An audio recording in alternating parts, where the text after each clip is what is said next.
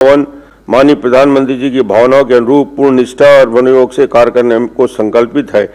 मैंने आरंभ में ही आपसे अनुरोध किया और अंत में भी आप सभी माननीय सदस्यों से मेरा अनुरोध है कि यह नवीन भवन जिसमें आपको हम सबको मिलकर छत्तीसगढ़ के विकास के लिए कार्य करना है, प्रारंभिक तौर पर नवीन विधानसभा की व्यवस्थाओं में हमारे अधिकतम समन्वय के बावजूद भी व्यवहारिक ढंग से कुछ असुविधा हमारे समक्ष आएगी। आप सबसे सादर सहयोग और विधानसभा को अपेक्षित है। जय हिंद, जय छत्तीसगढ़।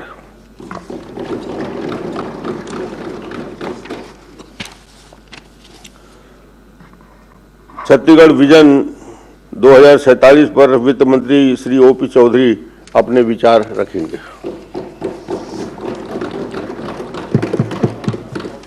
एक मिनट चौधरी जी। माननीय अध्यक्ष महोदय, ये हम सबका सौभाग्य है कि इस नए सदन में पहली बार हम सब आपके सहयोग से यहाँ पर पहुँचे हैं और सामने वाले कितने दुर्भाग्यशाली लोग हैं कि ये इस पवित्र सदन के पवित्र दिन के समय में अनुपस्थित हैं और बहानेबाजी करके उपस्थित हैं। किसी को रैली में जाना है लेकिन सदन की अवमानना करके इन्होंने बहिष्कार किया है। जनता इनको हमेशा बहिष्कार करती रहेगी और ये इसी तरह से बाहर रहेंगे सदन। मैं इनके बहिष्कार की भर्त्सना करता हूँ। माननीय अध्यक्ष महोदय, नवीन भवन की सभी को बहुत बहुत बधाइयाँ, बहुत शुभकामनाएं। हमारे छत्तीसगढ़ की यात्रा आज इस उत्कृष्ट भवन तक पहुंची है 25 वर्षों में। इसमें आपका भी बड़ा योगदान रहा है और हमारे आदरणीय मुख्यमंत्री विष्णुदेव साय जी आज इस यात्रा को लगातार आगे बढ़ा रहे हैं। माननीय अध्यक्ष महोदय, जो आदरणीय धर्मजीत जी ने कहा, मेरे मन में भी वही विचार आ रहा था। जिस दिन सेंट्रल विस्टा बना था, जिस दिन सेंट्रल विस्टा का पहला सत्र हुआ था, उस दिन भी विपक्ष के लोगों ने बहिष्कार किया था। आदरणीय नरेंद्र मोदी जी ने अपने 5 प्रणों में रखा है कि गुलामी की जो प्रतीक हैं उनको समाप्त करना है और कहीं ना कहीं संसद भवन देश का अंग्रेजों के कार्यकाल में बना था, इसलिए उन्होंने नया सेंट्रल विस्टा बनाया और नया सेंट्रल विस्टा बना और पहला जो सत्र हुआ था उसमें भी विपक्ष बहिष्कार किया था और आज जो पहला यहाँ पर जो कार्रवाई हो रही है उसका भी उन्होंने बहिष्कार किया है। इसलिए जनता इनको हमेशा बहिष्कृत करती रहेगी, पूरा देश इसका उनका बहिष्कार करता रहेगा।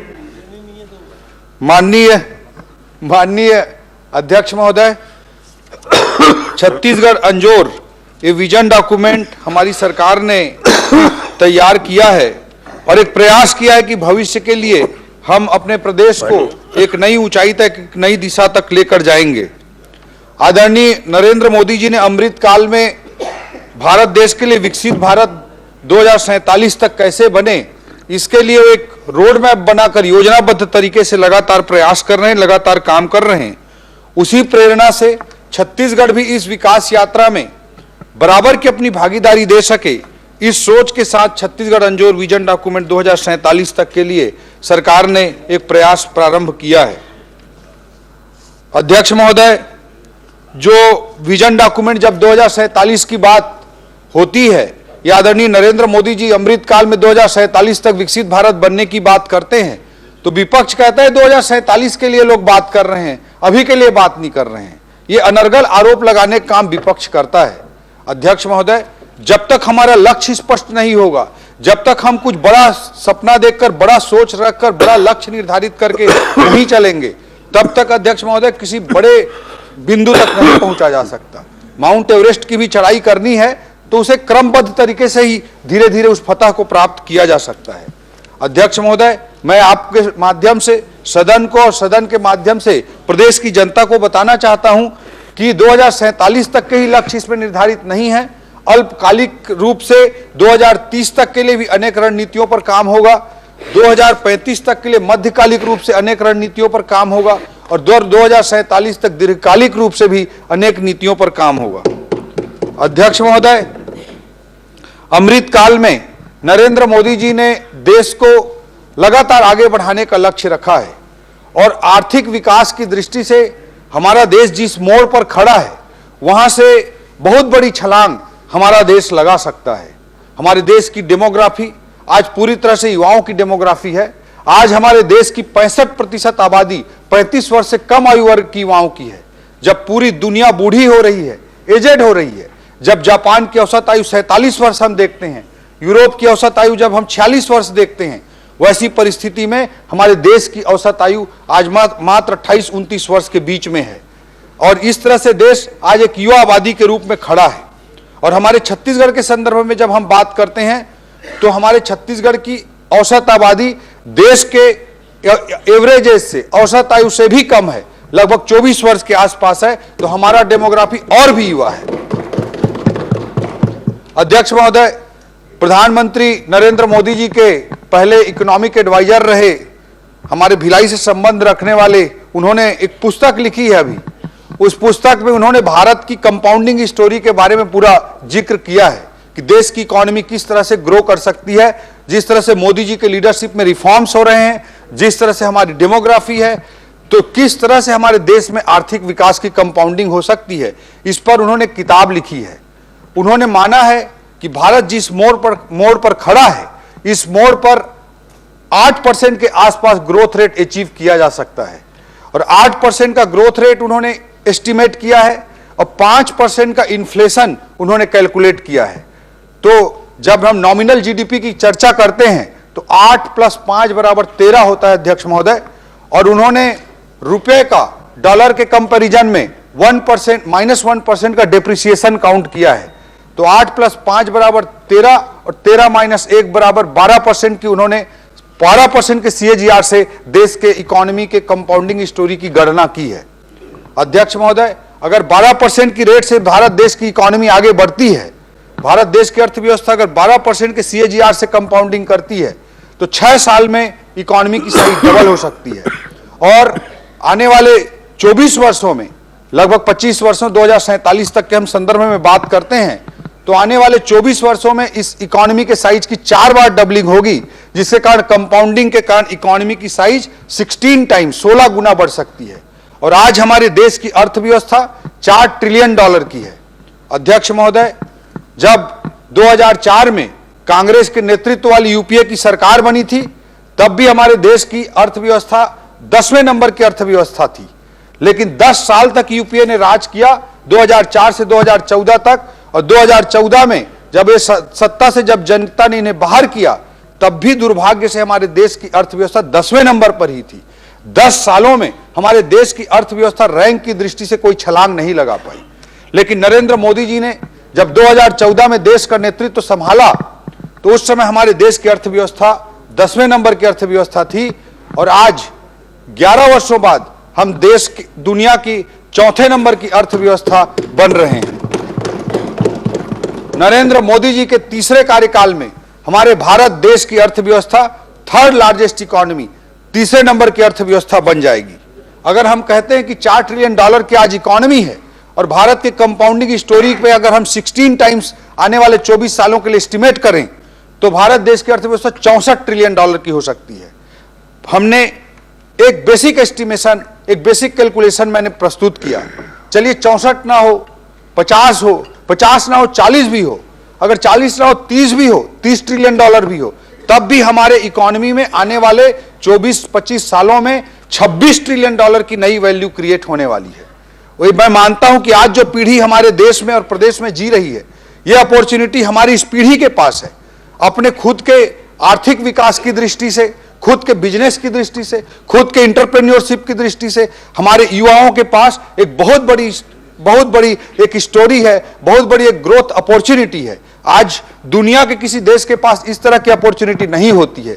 अध्यक्ष महोदय, इसी परिप्रेक्ष्य में हमारे छत्तीसगढ़ के भी हमने कैलकुलेशन करके छत्तीसगढ़ की अर्थव्यवस्था को आगे बढ़ाने की दृष्टि से प्रयास किए हैं। अध्यक्ष महोदय, छत्तीसगढ़ की जीडीपी जो 2000 में 21,000 करोड़ रुपए थी, वो आज 5,67,000 करोड़ रुपए 2024 तक पहुंच गई थी। 5,67,000 करोड़ रुपए 2024 तक पहुंच गई थी। इसको 2047 तक लगभग 15 टाइम्स तक बढ़ाते हुए, जब हमने बेस स्टार्ट किया था तब जीएसडीपी 5 लाख करोड़ के आसपास थी, उसे 15 गुना बढ़ाते हुए 75 लाख करोड़ तक पहुंचाने की एक सपना, एक विजन, एक रोड मैप हमारी सरकार ने आदरणीय मुख्यमंत्री जी के नेतृत्व में देखा है। और भारत की जो इकोनॉमी की कंपाउंडिंग स्टोरी होगी, उसी तरह की कंपाउंडिंग स्टोरी हमारे छत्तीसगढ़ में हो, उससे बेहतर हो, इस दिशा में निश्चित रूप से हम प्रयास करेंगे। इस सोच के साथ विजन डॉक्यूमेंट तैयार किया गया है। अध्यक्ष महोदय, जो आदरणीय मुख्यमंत्री जी के नेतृत्व में जो हमारी सरकार का प्रथम बजट आया था, उसमें प्रथम बजट भाषण में उनके निर्देश पर हमने कहा था कि हम एक विजन डॉक्यूमेंट तैयार करेंगे और ये विजन डॉक्यूमेंट को आगे बढ़ाते हुए ये तैयार करने का काम किया गया है। अध्यक्ष महोदय, जो छत्तीसगढ़ अंजोर विजन डॉक्यूमेंट है 2047 के लिए, इसे 27 मई को इस परियोजना पर काम प्रारंभ किया गया और इसे आगे 27 मई 2024 को इस पर काम प्रारंभ किया गया और काम करते करते 17 जुलाई 2024 को इसे संपन्न किया गया। अध्यक्ष महोदय, इस विजन डॉक्यूमेंट को तैयार करने में लोगों के ज्यादा से ज्यादा परामर्श, उनका सहयोग, उनके विचार अलग अलग सेक्शन से लिए गए। अध्यक्ष महोदय, जो विजन डॉक्यूमेंट तैयार करने की प्रक्रिया थी, उसमें लगातार स्टीयरिंग कमेटी की बैठक की जाती रही।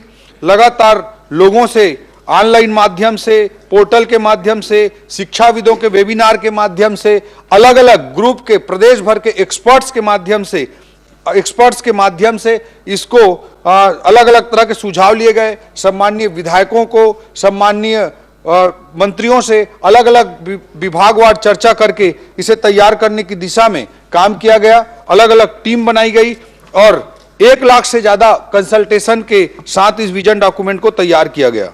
अध्यक्ष महोदय, जो डेमोग्राफी का जो विवरण है, जो ये विजन डॉक्यूमेंट है, इसमें जो डेमोग्राफी का विवरण है वो 3 करोड़ की लगभग हमारी जनसंख्या है, जो आने वाले 2047 में 3 करोड़ 60 लाख से 3 करोड़ 80 लाख तक के होने का अनुमान है।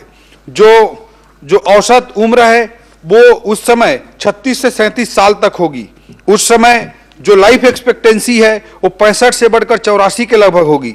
जो शहरी जनसंख्या है अभी 27% है, वो 40 से 45% के बीच में होगी। इसमें जो सामाजिक इंडिकेटर्स हैं, जो इंडिकेटर्स हैं, सामाजिक सूचकांक हैं, उसमें बेरोजगारी की दृष्टि से इसमें कमी लाने की दिशा में प्रयास किया होगा।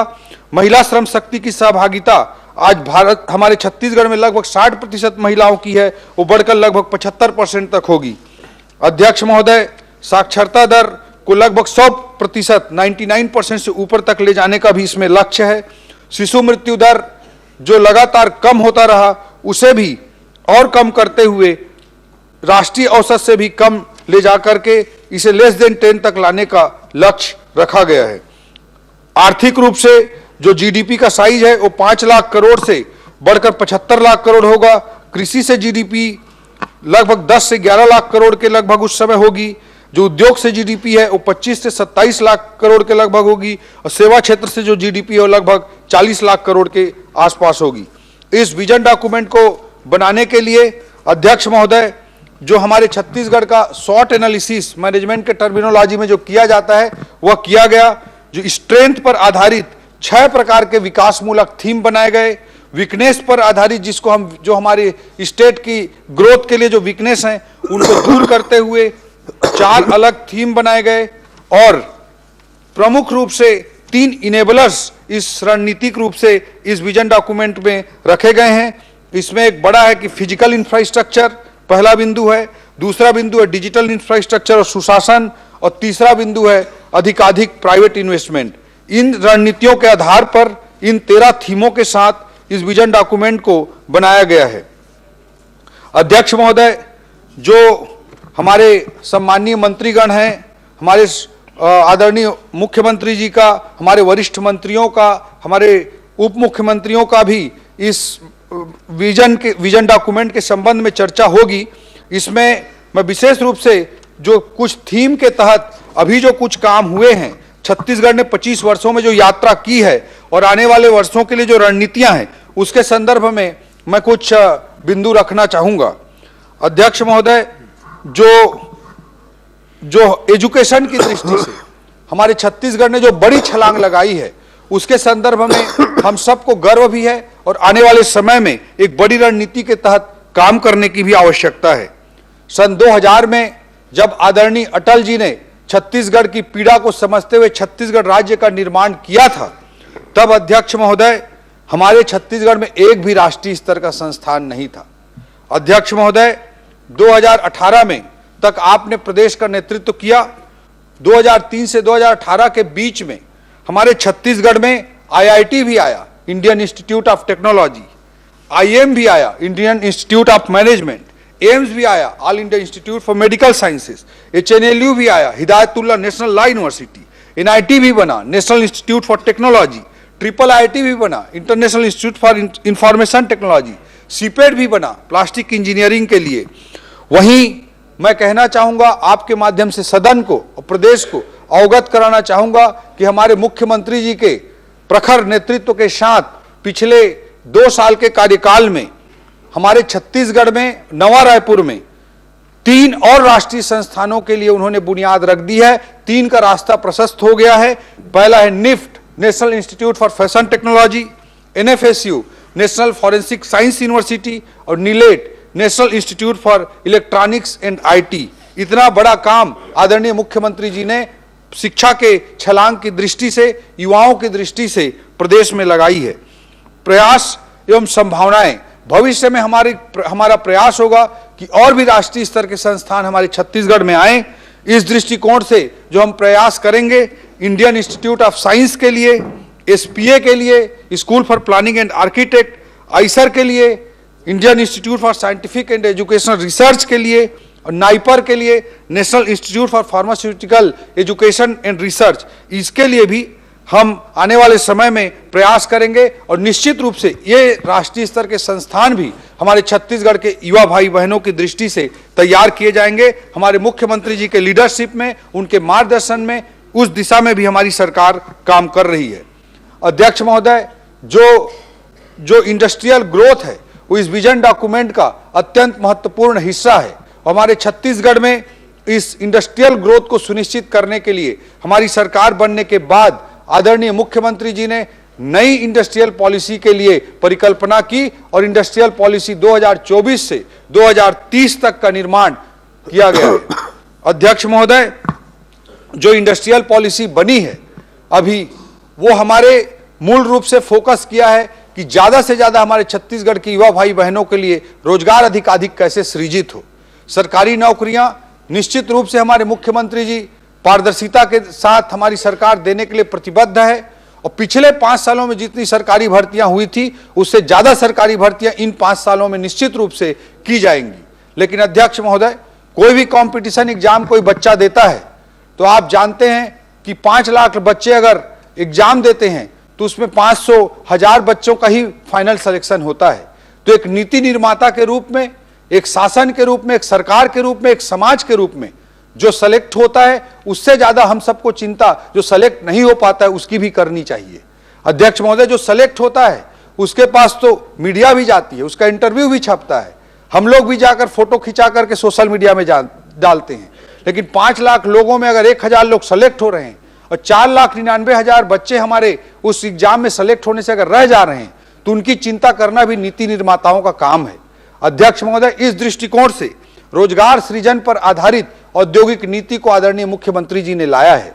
पहले अध्यक्ष महोदय, औद्योगिक नीति का जो तरीका होता था उसमें सब्सिडी देने का, छूट देने का जो तरीका होता था वो निवेश आधारित होता था, इन्वेस्टमेंट पर बेस्ड होता था।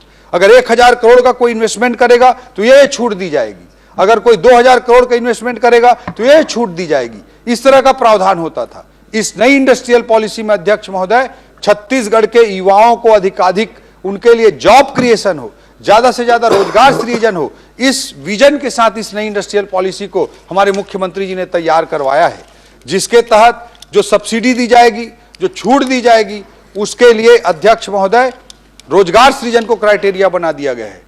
अगर कोई इन्वेस्टर अगर आप आकर के 1000 रोजगार सृजित करता है तो उसको यह छूट मिलेगी, अगर 2000 रोजगार सृजित करता है तो यह छूट मिलेगी। इस रणनीति के तहत इस रणनीति के तहत नई औद्योगिक नीति को तैयार किया गया है।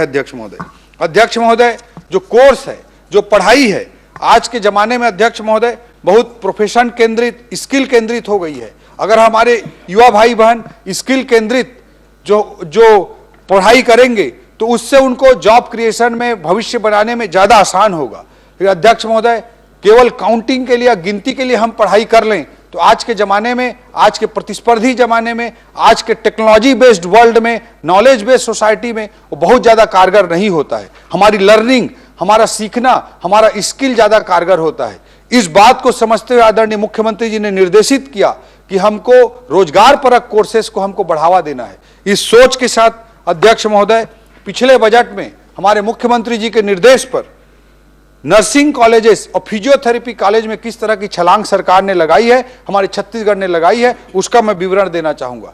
छत्तीसगढ़ राज्य बनने के बाद प्रदेश में 8 शासकीय नर्सिंग कॉलेज थे, जबकि पिछले साल के बजट में एक साथ 12 नए नर्सिंग कॉलेज लिए गए। अध्यक्ष महोदय,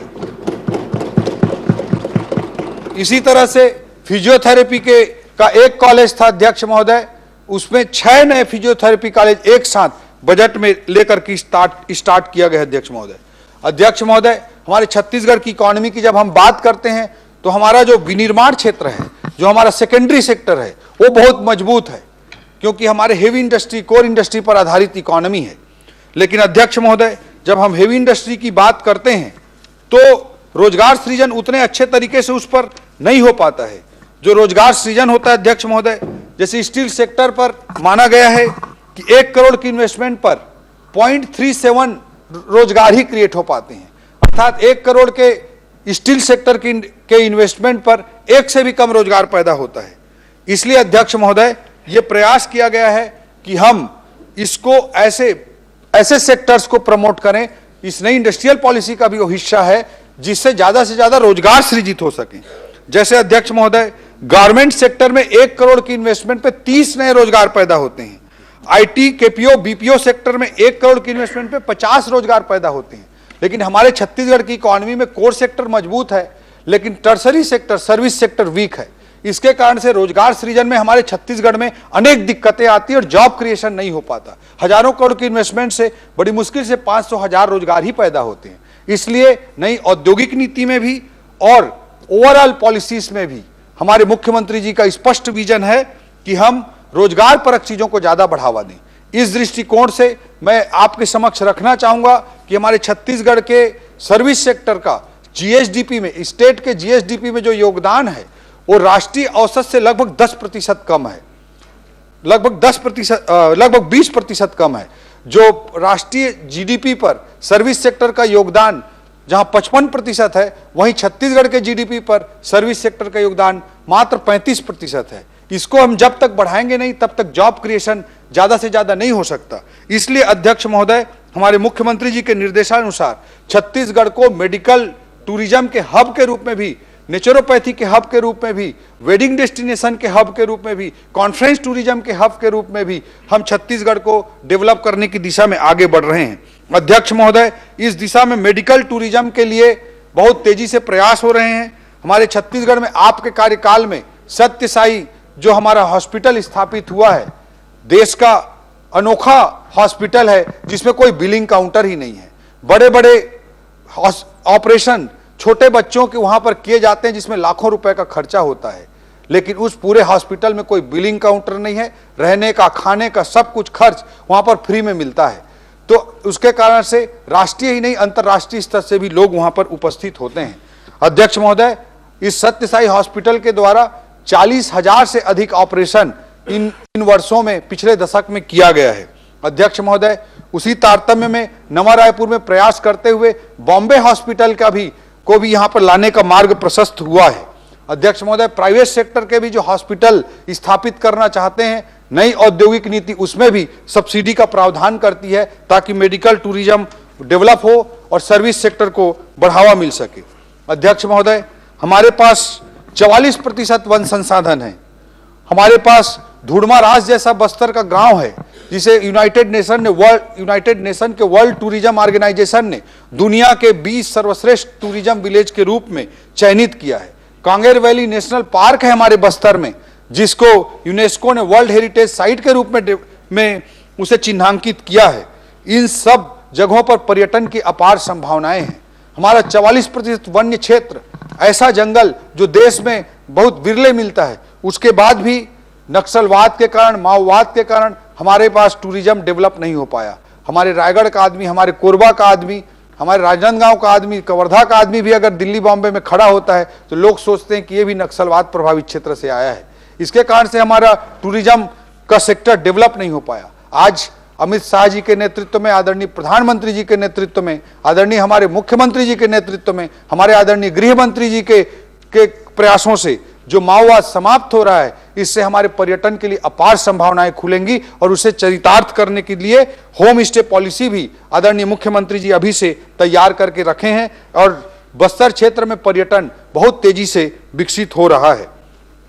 अध्यक्ष महोदय, जब हम टूरिज्म की बात करते हैं तो आजकल कॉन्फ्रेंस टूरिज्म, वेडिंग डेस्टिनेशन जैसी चीजें भी अत्यंत महत्वपूर्ण हो जाती हैं और इसमें बहुत तेजी से और बहुत ज्यादा रोजगार पैदा होते हैं। इस दृष्टिकोण से हमारी नीतियां पर्यटन को उद्योग का दर्जा देने वाली नीतियां हैं और उस दृष्टिकोण से वहां पर सब्सिडी भी प्रदान की जा रही है।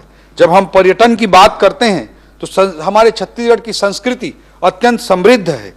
यहाँ पर वल्लभाचार्य जी की जन्मभूमि चंपारण है। यहाँ पर डोंगरगढ़ जैसा क्षेत्र है जो जैनिज्म की दृष्टि से, बुद्धिज्म की दृष्टि से, हिंदुइज्म की दृष्टि से अत्यंत महत्वपूर्ण जगह है। आचार्य विद्यासागर जी ने भी अपने शरीर को, अपने प्राण को यहीं पर त्याग किया था। तो इस कारण से हमारे पास हर दृष्टिकोण से टूरिज्म की बहुत संभावनाएं हैं। आध्यात्मिक टूरिज्म, स्पिरिचुअल टूरिज्म की भी बहुत ज्यादा संभावना है। शक्तिपीठ है हमारे, उन सब पर ध्यान केंद्रित करने की रणनीति पर सरकार काम कर रही है और करती रहेगी। मैन्युफैक्चरिंग की जब हम बात करते हैं अध्यक्ष महोदय, तो देश के सबसे समृद्ध खनिज संसाधन वाला हमारा छत्तीसगढ़ है। मैं आपके माध्यम से आज कुछ फैक्ट्स यहां पर रखना चाहता हूं।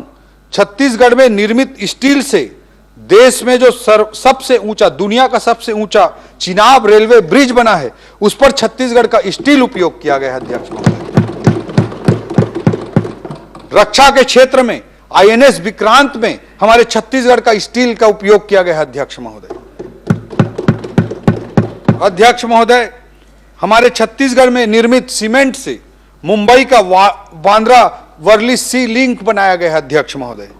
हमारे छत्तीसगढ़ में जो बिजली उत्पादन होता है उससे 1000 किलोमीटर से अधिक तक के क्षेत्र देश में रोशन होते हैं अध्यक्ष महोदय, और हमारी देश की अर्थव्यवस्था को पावर सेक्टर मजबूती प्रदान करता है। अध्यक्ष महोदय, हमारे छत्तीसगढ़ में निर्मित एल्यूमिनियम से मंगलयान में भी यह प्रयोग हुआ है अध्यक्ष महोदय, चंद्रयान में भी यह प्रयोग हुआ है और तेजस फाइटर जेट में भी हमारे छत्तीसगढ़ का एल्यूमिनियम प्रयोग हुआ है अध्यक्ष महोदय। अध्यक्ष महोदय, इतने संपन्नता से परिपूर्ण हमारे छत्तीसगढ़ को आगे बढ़ाने की जिम्मेदारी अत्यंत महत्वपूर्ण है। अध्यक्ष महोदय, एक रिक्वेस्ट आपसे बीच में मैं करना चाहूंगा कि अब नया हमारा विधानसभा भवन बना है, यहाँ पे प्रेजेंटेशन की भी सुविधा हो। मुझे लगता है कि आप नियम कानूनों में थोड़ा परिवर्तन करके, क्योंकि अध्यक्ष महोदय बोलने में क्लियर ही नहीं हो रहा है, वो दिखता तो अच्छे से लगता, तो मैं रिक्वेस्ट करना चाहूंगा कि थोड़े नियमों में संशोधन करके प्रेजेंटेशन की भी व्यवस्था यहाँ पर करें। फोटो और वीडियो के साथ उसको देखेंगे हम कोई भी चीज को तो ज्यादा अच्छे से प्रेजेंट कर पाएंगे अध्यक्ष महोदय। इंफ्रास्ट्रक्चर हमारा बहुत प्रॉब्लमेटिक रहा है अध्यक्ष महोदय। जिस अनुपात में आजादी के बाद 50 सालों तक इंफ्रास्ट्रक्चर ग्रोथ करना था, वो हमारे छत्तीसगढ़ इस मामले में उसको उतना ध्यान नहीं दिया गया, इग्नोर किया गया। अध्यक्ष महोदय, एक मैप में दिखाता आपको बिहार और बंगाल के रेल नेटवर्क का, और एक मैप में दिखाता हमारे छत्तीसगढ़ के रेल नेटवर्क का, तो साफ हो जाता अध्यक्ष महोदय कि हमारे छत्तीसगढ़ में रेलवे नेटवर्क को आजादी के बाद 50 सालों तक किस तरह से इग्नोर किया गया। लेकिन आज विशेष रूप से मैं धन्यवाद देना चाहता हूं आदरणीय नरेंद्र मोदी जी को, भारत सरकार को, कि हमारे राव घाट से जगदलपुर तक की रेलवे लाइन का काम उन्होंने स्वीकृत कर दिया है अध्यक्ष महोदय। अध्यक्ष महोदय, खरसिया से लेकर जयजयपुर होते हुए, शिवरी नारायण होते हुए, बलौदा बाजार होते हुए, मंदिर हसौद होते हुए, नवा रायपुर को पार करते हुए जो राजनांदगांव के परमल कसा तक का जो रेलवे लेन है, उसको भी आदरणीय नरेंद्र मोदी जी ने सैंक्शन करने का काम किया अध्यक्ष महोदय। अध्यक्ष महोदय, हमारा छत्तीसगढ़ एक लैंड लॉक स्टेट है। जिसके कारण व्यापार व्यवसाय में अनेक चुनौतियों का सामना करना पड़ता है। नरेंद्र मोदी जी को मैं पुनः धन्यवाद देना चाहूंगा कि हमारे लैंडलॉक छत्तीसगढ़ को उन्होंने पोर्ट सिटी विशाखापट्टनम से जोड़ने के लिए एक्सप्रेसवे का निर्माण कराया है अध्यक्ष महोदय। इससे भी हमारे छत्तीसगढ़ की इकोनॉमी को बहुत बूस्ट मिलेगा। अध्यक्ष महोदय, जब हम इकोनॉमिक डेवलपमेंट की बात करते हैं, जब हम इंफ्रास्ट्रक्चर की बात करते हैं, तो अध्यक्ष महोदय अत्यंत महत्वपूर्ण हो जाता है कि किसी भी इकोनॉमी में बड़ा ग्रोथ सेंटर हो। हमारा देश भारत गांवों का देश है, लेकिन गांवों का विकास भी तब तक नहीं किया जा सकता अध्यक्ष महोदय जब तक इकोनॉमी को रफ्तार न मिले। हम देखते हैं अध्यक्ष महोदय कि न्यूयॉर्क जैसे एक शहर की इकोनॉमी लगभग $2 ट्रिलियन की बैठती है अध्यक्ष महोदय। भारत देश की पूरी इकोनॉमी, पूरी जीडीपी $4 ट्रिलियन की है। न्यूयॉर्क एक जो सिटी है उसकी इकोनॉमी $2 ट्रिलियन की बैठती है अध्यक्ष महोदय। इकोनॉमिक हब का, इकोनॉमिक ग्रोथ सेंटर का सैकड़ों सालों में वेस्टर्न वर्ल्ड ने जिस तरह से डेवलपमेंट किया अध्यक्ष महोदय, उसको हमको मैच करते हुए तेजी से हमको आगे बढ़ना है। हम इसी तरह के ग्रोथ सेंटर की बात करते हैं अध्यक्ष महोदय, तो बिना हैदराबाद के तेलंगाना की अर्थव्यवस्था की कल्पना नहीं की जा सकती, बिना बेंगलोर के कर्नाटका की अर्थव्यवस्था की कल्पना नहीं की जा सकती। हमारा छत्तीसगढ़ वर्षों नहीं दशकों तक इग्नोर रहा, पीड़ा में रहा। उस पीड़ा को भारतीय जनता पार्टी ने और अटल जी ने समझा और नया छत्तीसगढ़ बनाया। जब हमको छत्तीसगढ़ नया मिला तो उसमें ऐसा कोई बड़ा ग्रोथ हब नहीं था अध्यक्ष महोदय जो इकोनॉमी को एक बड़ा बूस्ट दे, जो इकोनॉमी में बड़े रेवेन्यू क्रिएट करके दे, जिससे हम दूरस्थ गांवों का, हमारे पिछड़े हुए भाइयों का हम कल्याण कर सके। अध्यक्ष महोदय, इस सोच और इस विजन के साथ नया कैपिटल सिटी जो आपने बनाने का काम किया था, वो आज एक ग्रोथ सेंटर के रूप में तेजी से आगे बढ़ रहा है। यहां पर एआई डेटा सेंटर आया है, यहां पर सेमीकंडक्टर आया है, यहां पर श्री श्री रविशंकर जी ने यहां पर अपना सेंटर स्थापित करने के लिए एमओयू किया है। सत्य साई सेंटर को नया genome research centre, health skill centre बनाने के लिए काम आगे बढ़ा है। सीधा उनका टाई अप टाटा मेमोरियल से अध्यक्ष महोदय, और हमारे छत्तीसगढ़ की बच्चियां यहां पर हेल्थ स्किल की ट्रेनिंग करके टाटा मेमोरियल में जाकर के जॉब कर सकेंगी। इस तरह कामों का आगे बढ़ाया गया अध्यक्ष महोदय। इस नवा रायपुर में जो स्टेडियम है अध्यक्ष महोदय, वो आज बीसीसीआई को माननीय मुख्यमंत्री जी ने, हमारे कैबिनेट ने निर्णय करके उनके साथ टाई अप किया है। उसी कारण से अध्यक्ष महोदय अभी पिछले महीने इंडिया साउथ अफ्रीका का इंटरनेशनल मैच हो पाया। अगले महीने जनवरी में इंडिया न्यूजीलैंड का T20 का इंटरनेशनल मैच है अध्यक्ष महोदय। बीसीसीआई यहां पर एक ट्रेनिंग सेंटर भी खोलने जा रहा है अध्यक्ष महोदय। भविष्य में हम प्रयास कर रहे हैं कि रवि शास्त्री जी का यहां पर अध्यक्ष महोदय, बीसीसीआई यहां पर एक ट्रेनिंग सेंटर भी खोलने जा रहा है अध्यक्ष महोदय। भविष्य में हम प्रयास कर रहे हैं कि रवि शास्त्री जी का यहां पर क्रिकेट एकेडमी भी खुले, पुल्लेला गोपीचंद जी का यहां पर बैडमिंटन एकेडमी भी खुले, और फ्लेप्स का यहां पर स्विमिंग एकेडमी भी खुले। इस तरह के प्रयास आदरणीय मुख्यमंत्री जी के नेतृत्व में एक ग्रोथ हब के रूप में हम आगे बढ़ाने का काम कर रहे हैं। बट एक जब ग्रोथ हब की कल्पना हम करते हैं तो अध्यक्ष महोदय एक इंटीग्रेटेड प्लानिंग के साथ, एक मेट्रोपॉलिटन प्लानिंग के साथ एक बड़े ग्रोथ हब की भी परिकल्पना को किया गया है। और पिछले मानसून सत्र में SCR स्टेट कैपिटल रीजन का एक्ट भी सम्माननीय विधानसभा ने पारित किया है। उसके लिए मैं विधानसभा को बहुत बहुत धन्यवाद भी देना चाहता हूं। अध्यक्ष महोदय, SCR की परिकल्पना में हमारे रायपुर, बीरगांव, दुर्ग, भिलाई, राजनांदगांव, इन सभी क्षेत्रों को समावेशित करते हुए एक इंटीग्रेटेड प्लानिंग की जा रही है अध्यक्ष महोदय। इसके लिए एक इकोनॉमिक मास्टर प्लान बनाया जा रहा है, जिसमें नीति आयोग की भी मदद ली गई है अध्यक्ष महोदय। और इस विजन डॉक्यूमेंट को भी बनाने के लिए भारत सरकार के नीति आयोग ने भी हमारी मदद की है। इसके लिए भी इस सदन में उनको मैं विशेष रूप से धन्यवाद देना चाहता हूं। तो जब स्टेट कैपिटल रीजन के रूप में रायपुर और आसपास का क्षेत्र डेवलप होगा तो हमारे छत्तीसगढ़ की इकोनॉमी को एक ग्रोथ इंजन प्राप्त होगा अध्यक्ष महोदय। और आने वाले समय में 2047 तक विकसित छत्तीसगढ़ की परिकल्पना को सफल करने में हमको मदद मिलेगी। अध्यक्ष महोदय, जब विकास की बात होती है तो इंक्लूसिव ग्रोथ, समावेशी विकास अत्यंत महत्वपूर्ण होता है। दीनदयाल उपाध्याय जी के अंत्योदय की परिकल्पना के साथ हमारी सरकार काम कर रही है। इसलिए किसानों के लिए 3100 रुपया धान 21 क्विंटल में खरीदी करने का काम कर रही है, और लगभग 20,000 करोड़ रुपए धान खरीदी में राज्य का बजट हमारी निवेश कर रही है। अध्यक्ष महोदय, माताओं बहनों के लिए डीबीटी करते हुए 70 लाख माताओं के लिए महतारी वंदन योजना का संचालन हमारी सरकार कर रही है। अध्यक्ष महोदय, जब हम समाज के आखिरी छोर के व्यक्ति की बात करते हैं, समाज के हम सोशल इंफ्रास्ट्रक्चर की बात करते हैं, सामाजिक अधोसंरचना की बात करते हैं, तो जो कच्चे मकान है उसकी चिंता करना, उसको पक्का बनाना बहुत जरूरी था।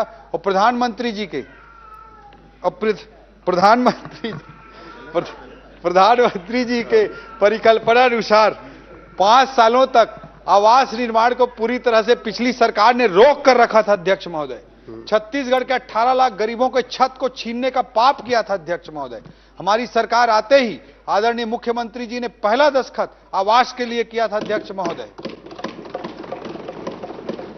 लगभग 24 लाख आवास बनेंगे तो इससे सोशल इंफ्रास्ट्रक्चर में बहुत बड़ी छलांग होगी और 15% से कम कच्चे मकान रह जाएंगे। और उसके लिए ग्रामीण विकास विभाग ने आवास प्लस प्लस एक तीसरा सर्वे भी कराया है अध्यक्ष महोदय, ताकि भविष्य में उनकी चिंता भी की जा सके। इनलैंड लॉजिस्टिक एक और महत्वपूर्ण क्षेत्र होगा अध्यक्ष महोदय, जिस पर हम काम करेंगे। सूचना प्रौद्योगिकी के क्षेत्र में बहुत सारे प्रयास किए जा रहे हैं और उसको आगे बढ़ाने का काम किया जाएगा अध्यक्ष महोदय। कृषि उन्नति की दृष्टि से भी हमारे छत्तीसगढ़ में अपार संभावनाएं हैं, जो विशेष रूप से मैं एक फैक्ट का ही बस जिक्र करना चाहूंगा अध्यक्ष महोदय। जब हमारे बस्तर की हम परिकल्पना करते हैं तो ऑर्गेनिक फार्मिंग की हमारे बस्तर में इतनी ज्यादा संभावनाएं हैं, जिसको प्रिमिटिव प्रैक्टिस मानकर, जिसको पुरातन पंथी व्यवहार मान करके जिसको पहले इग्नोर किया जाता था, केमिकल फर्टिलाइजर्स और पेस्टिसाइड के उपयोग को ग्रीन रिवॉल्यूशन के बाद जितना ज्यादा बढ़ावा दिया गया, आज अध्यक्ष महोदय पंजाब जैसे राज्य उसका परिणाम भुगत रहे हैं। हर गली में, हर 1-2 घर के गैप में कैंसर के पेशेंट मिल रहे हैं अध्यक्ष महोदय। कहीं ना कहीं हमारे छत्तीसगढ़ में भी जो केमिकल फर्टिलाइजर और पेस्टिसाइड का उपयोग बढ़ा, उसके कारण भी इस तरह की दिक्कतें आ रही हैं अध्यक्ष महोदय। और आज पूरी दुनिया समझ रही है कि ऑर्गेनिक फार्मिंग कितना जरूरी है अध्यक्ष महोदय। हमारे छत्तीसगढ़ के बस्तर की संभावना, हमारे छत्तीसगढ़ की संभावना, जहां परंपरागत रूप से ऑर्गेनिक फार्मिंग होती है, उसको हम सर्टिफाई कर लें, उसको हम बढ़ावा दे दें, तो कितनी बड़ी संभावना को हम साकार कर सकेंगे अध्यक्ष महोदय। इसका एक उदाहरण स्वरूप एक फैक्ट बस मैं रखना चाहता हूं। सिक्किम को आज पूरे देश में ऑर्गेनिक स्टेट के रूप में जाना जाता है। हमारे छत्तीसगढ़ के बस्तर के 7 जिलों में से एक जिला दंतेवाड़ा है और दंतेवाड़ा का 70% एग्रीकल्चरल एरिया को ऑर्गेनिक सर्टिफाइड कराने का काम किया जा रहा है। 70% केवल दंतेवाड़ा जिले का ऑर्गेनिक अगर हो जाता है अध्यक्ष महोदय, तो सिक्किम के पूरे एग्रीकल्चरल एरिया से केवल दंतेवाड़ा एक जिले का 70% एग्रीकल्चरल एरिया पूरे सिक्किम के एग्रीकल्चरल एरिया से ज्यादा है अध्यक्ष महोदय। इतनी बड़ी संभावना ऑर्गेनिक फार्मिंग के संदर्भ में है। इस दिशा में हमको प्रयास करने की, काम करने की आवश्यकता अध्यक्ष महोदय। अध्यक्ष महोदय, जो वन धन है, जो हमारे छत्तीसगढ़ के माइनर फॉरेस्ट प्रोड्यूस हैं, उसकी संभावना को साकारित करने के लिए कल आदरणीय मुख्यमंत्री जी ने, आदरणीय अमित शाह जी ने अपने भाषण में विशेष रूप से जिक्र किया अध्यक्ष महोदय। सिक्किम का व्यक्ति अध्यक्ष महोदय हमारे बस्तर में आकर के माइनर फॉरेस्ट प्रोड्यूस के प्रोसेसिंग का कंपनी चला रहा है। हमारे छत्तीसगढ़ के भी इंटरप्रेन्योर्स को, हमारे छत्तीसगढ़ की युवा भाई बहनों को भी चाहिए कि हम इस तरह की इनिशिएटिव लें और इतनी बड़ी संभावना को साकार करें। इस दिशा में भी सरकार प्रमोट करने के लिए इस विजन डॉक्यूमेंट में प्रतिबद्ध है अध्यक्ष महोदय। जो बेसिक इनेबलर्स की मैंने चर्चा की, उसके संदर्भ में मैं कहना चाहूंगा कि आदरणीय मुख्यमंत्री जी ने गुड गवर्नेंस का अलग से डिपार्टमेंट अपनी सरकार आने के बाद स्थापित किया अध्यक्ष महोदय। अध्यक्ष महोदय, जो ईज ऑफ डूइंग बिजनेस के लिए बहुत सारे प्रयास किए गए हैं अध्यक्ष महोदय। ऑटो म्यूटेशन को रजिस्ट्री के बाद सीधा नामांतरण हो जाए, इसकी प्रक्रिया को अडॉप्ट किया गया, जिससे हजारों लाखों की संख्या में नामांतरण में लोगों को सुविधाएं मिल रही हैं और उनको चक्कर लगाने से, गलत प्रैक्टिसेस से, भ्रष्टाचार से मुक्ति मिली है अध्यक्ष महोदय। डीरेगुलेशन के लिए जन विश्वास बिल पिछले मानसून सत्र में भी लाया गया था। आदरणीय मुख्यमंत्री जी के निर्देश पर इस सत्र में भी जन विश्वास बिल का दूसरा चरण लाया जा रहा है अध्यक्ष महोदय। अध्यक्ष महोदय, इस तरह के अलग अलग प्रयासों से निश्चित रूप से छत्तीसगढ़ की इकोनॉमी को, छत्तीसगढ़ के सोशल इंफ्रास्ट्रक्चर को, छत्तीसगढ़ के सारे सामाजिक आर्थिक सूचकांकों को एक नई ऊंचाई पर पहुंचाने के लिए आदरणीय मुख्यमंत्री जी के नेतृत्व में हमारी सरकार पूर्णतः प्रतिबद्ध है और एक विजन डॉक्यूमेंट के साथ, एक रोड मैप के साथ हमारी सरकार उस दिशा में आगे बढ़ने के लिए सदैव प्रयास कर रही है और करती रहेगी। हमारे छत्तीसगढ़ की दृष्टि से, हमारे छत्तीसगढ़ की विकास की दृष्टि से जो सबसे बड़ा मोड़ है, वो माओवाद के, नक्सलवाद की समाप्ति का मोड़ है अध्यक्ष महोदय। आज आदरणीय नरेंद्र मोदी जी के नेतृत्व में, आदरणीय अमित शाह जी के नेतृत्व में, आदरणीय हमारे मुख्यमंत्री विष्णुदेव साय जी के नेतृत्व में, आदरणीय हमारे गृह मंत्री जी के प्रयासों से जो बस्तर में माओवाद अपनी सांस गिन रहा है अध्यक्ष महोदय, ये छत्तीसगढ़ का टर्निंग पॉइंट होगा। एक और हम SCR जैसी परिकल्पनाओं को साकारित करके इकोनॉमी के लिए बड़ी ग्रोथ इंजन भी स्थापित करेंगे। वहीं दूसरी ओर इससे क्रिएट होने वाले रेवेन्यू से हमारे बस्तर, सरगुजा और मैदानी छत्तीसगढ़ के दूर गांवों का भी विकास सुनिश्चित करेंगे। ये विकास इंक्लूसिव होगा अध्यक्ष महोदय, इसमें जो समाज के आखिरी छोर पर खड़ा व्यक्ति है उसकी भी भागीदारी होगी अध्यक्ष महोदय। इस तरह के रोड मैप के साथ, इस तरह के विजन के साथ हमारी सरकार हमारे मुख्यमंत्री जी के नेतृत्व में आगे बढ़ रही है। बड़े दुर्भाग्य की बात है अध्यक्ष महोदय कि आज ऐसे महत्वपूर्ण विषय पर सदन में चर्चा हो रही है, प्रदेश के सबसे बड़े पंचायत में चर्चा हो रही है और विपक्ष यहां से नदारद है अध्यक्ष महोदय। इस तरह की करतूतों को, इस तरह के कृत्यों को न छत्तीसगढ़ की जनता कभी माफ करेगी और कांग्रेस पार्टी के और विपक्ष के इस तरह के कुत्सित प्रयासों को देश की जनता भी बार बार सबक सिखा रही है अध्यक्ष महोदय। ये डूबती हुई एक नाव है अध्यक्ष महोदय कांग्रेस, और इस डूबती हुई नाव का डूबना तय है अध्यक्ष महोदय। और इसलिए आज पूरी जिम्मेदारी भारतीय जनता पार्टी और सत्ता पक्ष लेकर के आगे बढ़ रही है। पूरे देश में नरेंद्र मोदी जी के नेतृत्व में हमारी पार्टी आगे बढ़ रही है। हमारे प्रदेश में आदरणीय विष्णुदेव साय जी के नेतृत्व में हमारी पार्टी आगे बढ़ रही है और छत्तीसगढ़ को एक बड़ी मंजिल तक पहुंचाने के लिए हमारी सरकार प्रतिबद्ध है अध्यक्ष महोदय। आपने मुझे इस चर्चा में बोलने का अवसर दिया, उसके लिए बहुत बहुत धन्यवाद।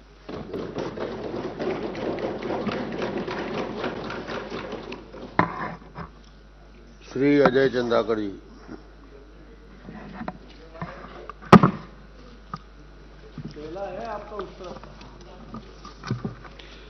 माननीय अध्यक्ष महोदय, आपको बहुत बहुत बधाई।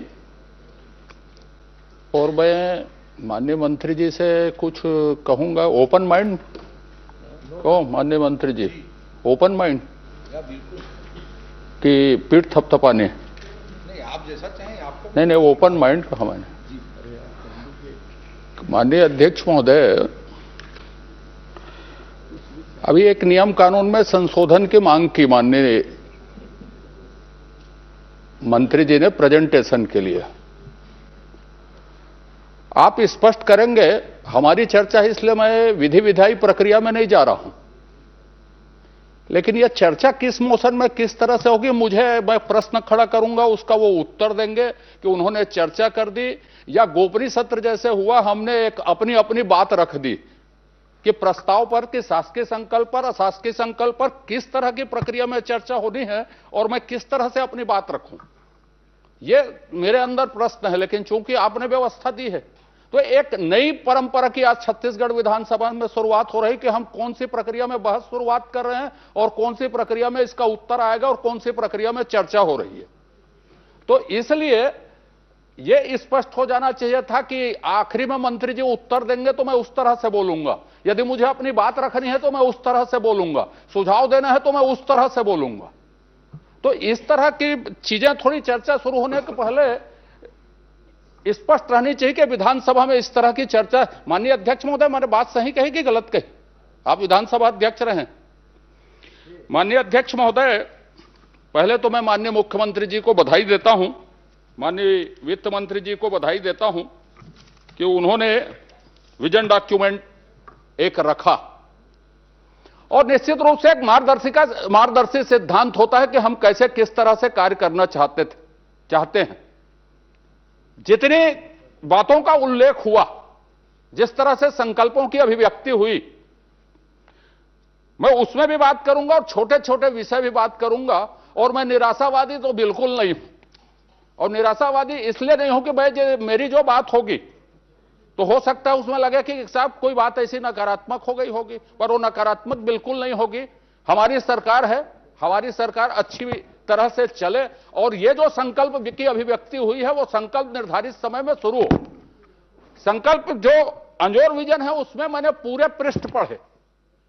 मुझे अध्यक्ष जी ने परसों रात को बताया था, ये संसदीय कार्य मंत्री जी ने, कि आपको बोलना है। मैंने उनसे भी पूछा था कि ये किस तरह की चर्चा है और किस तरह से हमें बोलना है। बहुत सारे थिंकर, बहुत सारे इंडिकेशन की चर्चा हुई देश दुनिया की। मेरे ख्याल से माननीय, आप तो पढ़ते हैं, आपके एक इंटरव्यू में मैंने पढ़ा था कि यदि आप नौकरी नहीं करते तो हिंदी साहित्य और इसमें कुछ करते। साहित्य का आपने उल्लेख किया था शायद। रूमी की एक कहावत है दुनिया के बड़े सूफी कवि थे माननीय अध्यक्ष महोदय, और अमेरिका का उल्लेख हुआ, अमेरिका में सबसे ज्यादा पढ़े जाते हो खास तौर पे। रूमी की एक लाइन है, आप एक बूंद में महासागर हो। महासागर की हमने कल्पना कर दी, पर एक बूंद में हम क्या हैं, कहां पर हैं?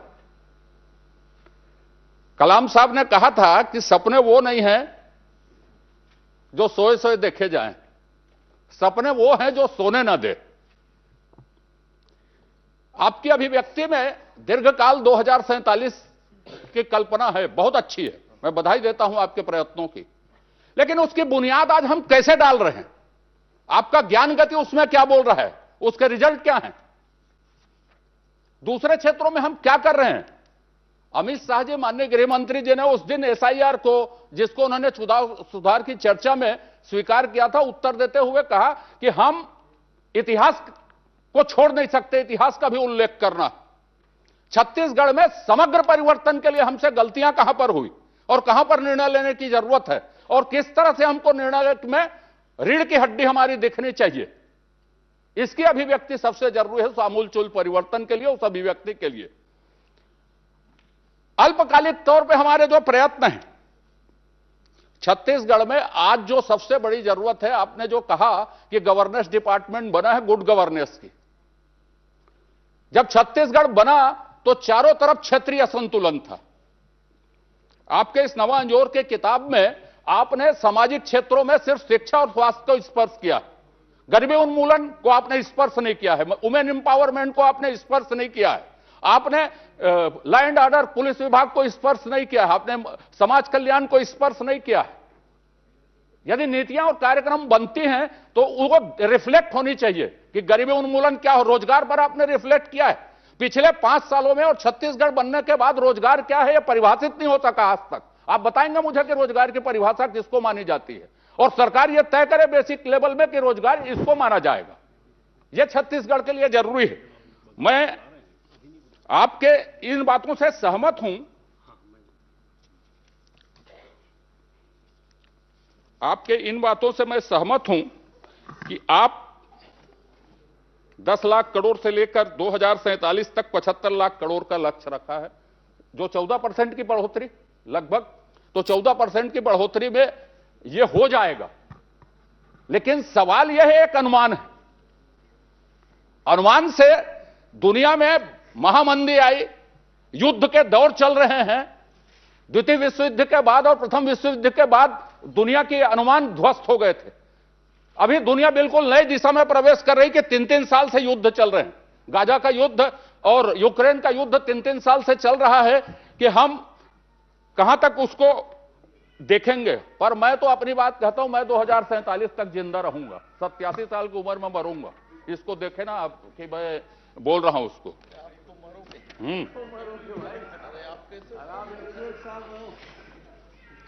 माननीय अध्यक्ष महोदय, अब हम इसमें शुरू करते हैं। चलिए, राम विचार जी ने कहा तो राम विचार जी शुरू करते हैं। छोटी छोटी बात, सिंचाई में हमने 25 साल में कितना पैसा खर्च किया होगा, कृषि में जीडीपी का योगदान कितना हो वो अलग चीज है, पर उसको बनाए रखने के लिए हम क्या कर रहे हैं। मैं आपके आर्थिक सर्वेक्षण की एक बात कर देता हूं। सिंचाई में आपने अलग से पेज नहीं रखा है, कृषि के साथ ही उसकी बातचीत की है। आप सिंचाई को बताते थे 37%, यह 23-24 का आर्थिक सर्वेक्षण, और 24-25 के आर्थिक सर्वेक्षण में सिंचाई घट गई 3%, वो 34% हो गया। अरबों रुपये जो खर्च हुए वो कहां पर गए? सिंचाई का प्रतिशत छत्तीसगढ़ में घटा कैसे, और सिंचाई का प्रतिशत यदि घट रहा है तो हमारा योगदान बराबर कैसे रहेगा? इस बात को कौन तय करेगा? इसीलिए मैंने कहा कि ब्यूरोक्रेसी में क्या कहे, गुड गवर्नेंस की जरूरत है। कि 34% कैसे हो गया, यह मैं नहीं बोल रहा हूं, आपका आर्थिक सर्वेक्षण बोल रहा है। आप देख लीजिए 24-25 का आर्थिक सर्वेक्षण निकाल के, इसको जांच करवानी चाहिए कि यह घटा क्यों। दूसरी बात आपको बोल देता हूं, कृषि पर 16% का योगदान है, आगे बढ़ेगा। 1,60,314 हेक्टेयर कृषि का रकबा कम हुआ 25 साल में। सिंचाई का रकबा कम हो रहा है, कृषि का रकबा कम हो रहा है, और आप कहते हैं कि साहब वो बढ़ेगा योगदान। अब दूसरी बात, फसलों के उत्पादन में कमी, 19 फसल, ये आप 24-25 का आर्थिक सर्वेक्षण पढ़ लें, लगातार कमी है फसल के उत्पादन में। 19 फसलों में 16 फसलों का रकबा भी कम हो और उत्पादन में भी कमी आई है। लेकिन अब आप देखिए, उसके बाद जो एलाइड सेक्टर है, माननीय प्रधानमंत्री जी ने, माननीय मुख्यमंत्री जी ने, आपने भी कहा कि किसानों के इनकम को हम दुगुना करेंगे। एलाइड सेक्टर में आप न अंडे में आत्मनिर्भर है, न मछली में आत्मनिर्भर है, न किसी चीज में आत्मनिर्भर है, बल्कि राष्ट्रीय औसत से आप कम हैं। उसके लिए किसी तरह की नीतियां एलाइड सेक्टर के लिए बने या कहीं रिफ्लेक्ट नहीं है कि हम एलाइड सेक्टर को मजबूत करके कैसे करेंगे। सिंचाई में जो लघु सूक्ष्म सिंचाई योजनाएं आपकी हैं, मैंने विधानसभा के भाषण में इस बात को कहा है कि सिंचाई के मामले में एजेंसी की सरकार है कि सरकार की एजेंसी है। 20-20 साल 15 साल से योजनाएं पड़ी हैं और वो बन नहीं रही हैं, और बनने के बाद यदि क्षेत्रीय असंतुलन आज है सिंचाई में, जब बस्तर की बात कर रहे थे अभी, कहीं पर उल्लेख नहीं करना चाहिए, दंतेवाड़ा के, बस्तर के, नारायणपुर से जहां से आते हैं जल संसाधन मंत्री पूर्व, इन जगहों में सिंचाई की व्यवस्था क्या है? सरफेस वाटर की पॉलिसी क्या है? सरफेस वाटर जो आज का विषय है, आपने नगर नियोजन में बहुत कम बात की है, उसमें सरफेस वाटर, ड्रिंकिंग वाटर के लिए कोई पॉलिसी हमारी है कि नहीं है? बिल्कुल कोई पॉलिसी का उसमें उल्लेख नहीं है, जबकि आज के ये करंट इश्यूज हैं इस दुनिया में।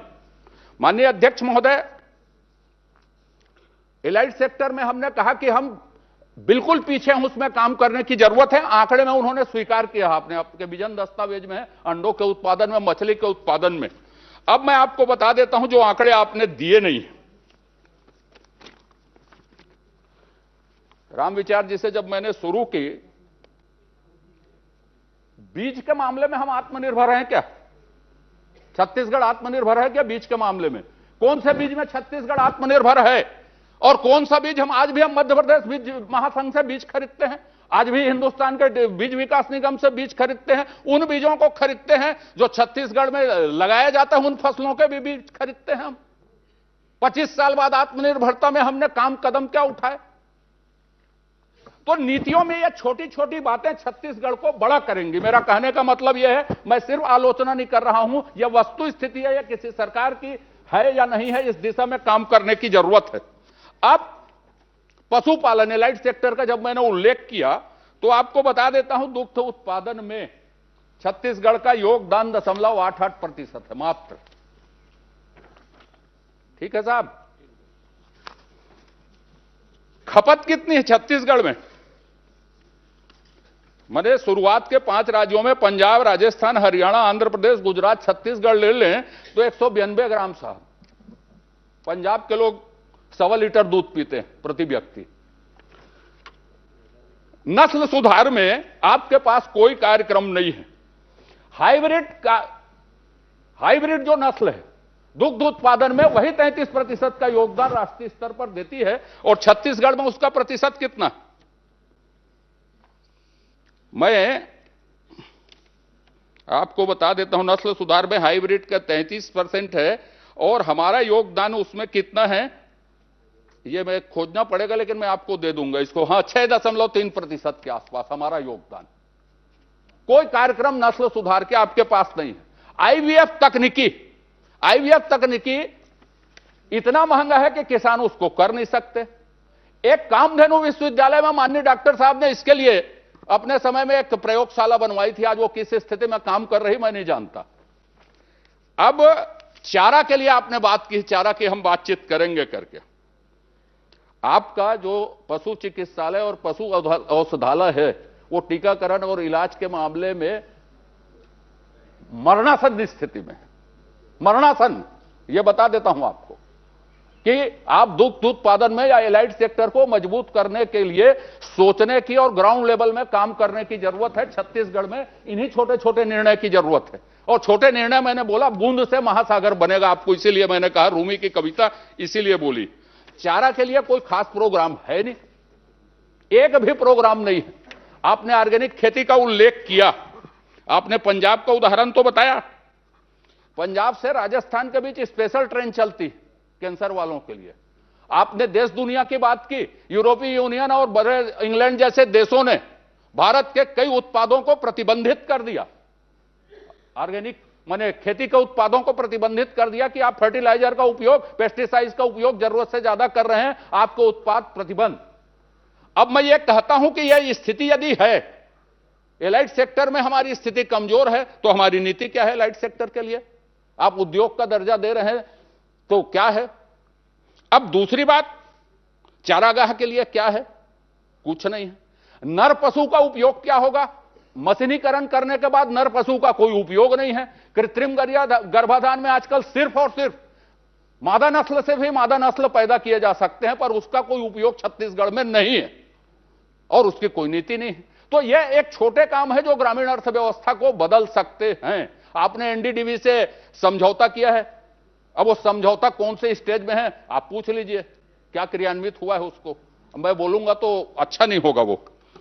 तो इसलिए मैंने आपको कहा कि आप दूध के उपयोग में, उत्पादन में एलाइड सेक्टर जो माननीय प्रधानमंत्री जी के मछली पालन, पशुपालन, मधुमक्खी पालन, जितने तरह के एलाइड सेक्टर है उसके लिए नीति की जरूरत है, और तब आप माननीय प्रधानमंत्री, माननीय मुख्यमंत्री जी के सपनों को साकार करेंगे।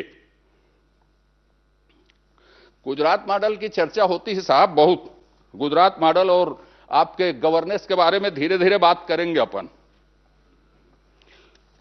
अब आप इसमें स्वास्थ्य विभाग में आपने चर्चा की, आप सेज बनाएंगे। सेज की अवधारणा क्या है? स्वास्थ्य के पहले हम थोड़ा उद्योग में, आपका वो विषय ज्यादा था। उद्योग नीति आपने बनाई, अच्छा है, रोजगार उसमें देंगे, अच्छा है।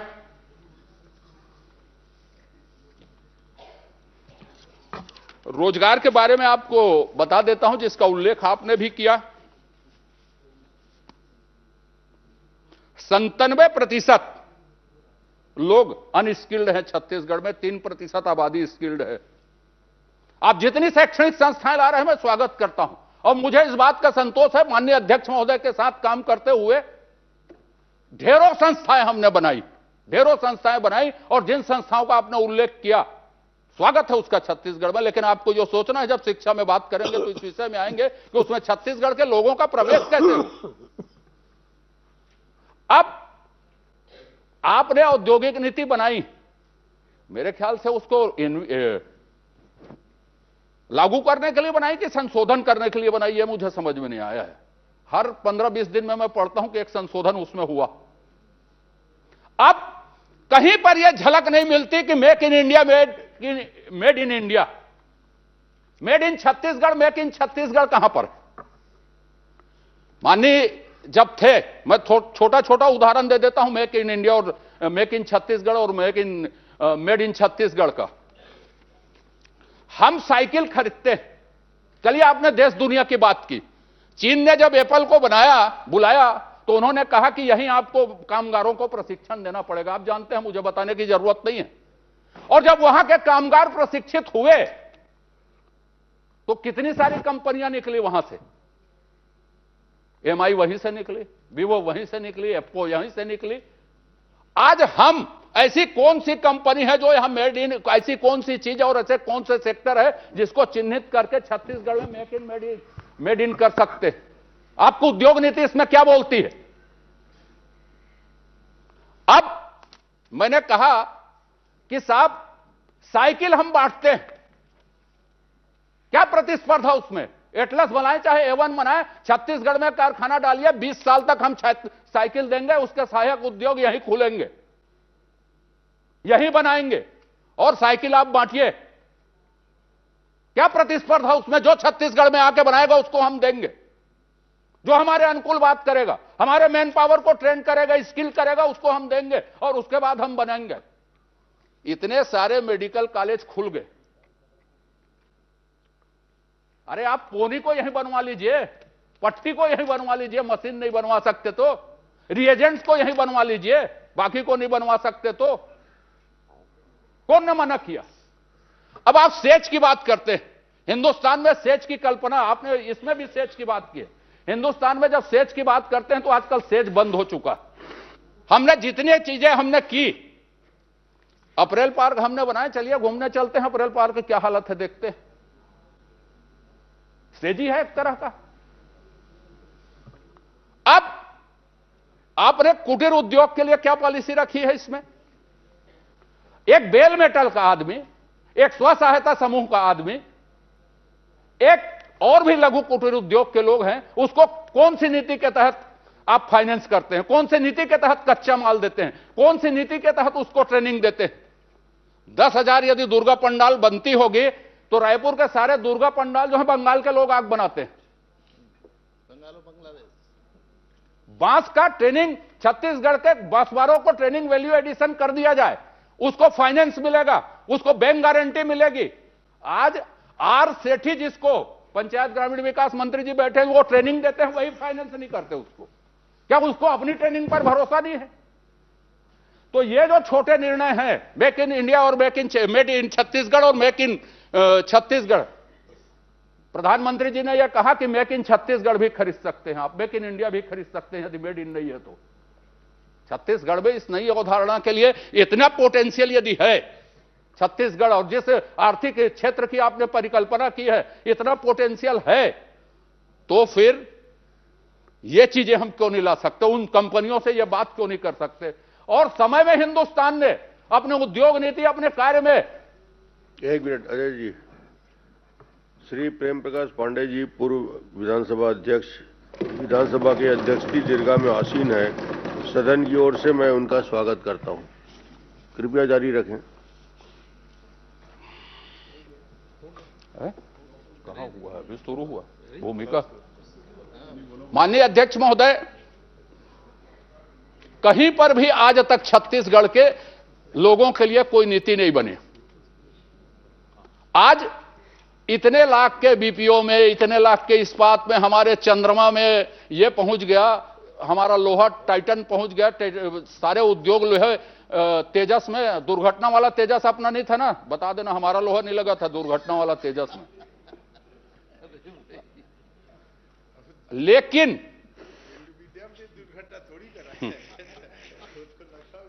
जो सबसे ज्यादा रोजगार देता है थ्रस्ट सेक्टर का, जिसमें छत्तीसगढ़ के लोग काम करते हैं, छत्तीसगढ़ के लोग वहीं उद्योगपति बनेंगे। राइस मिल की हालत क्या है? खाद्य मंत्री जी बताएं, या तो स्वतंत्र बहस आज कर लो उसमें।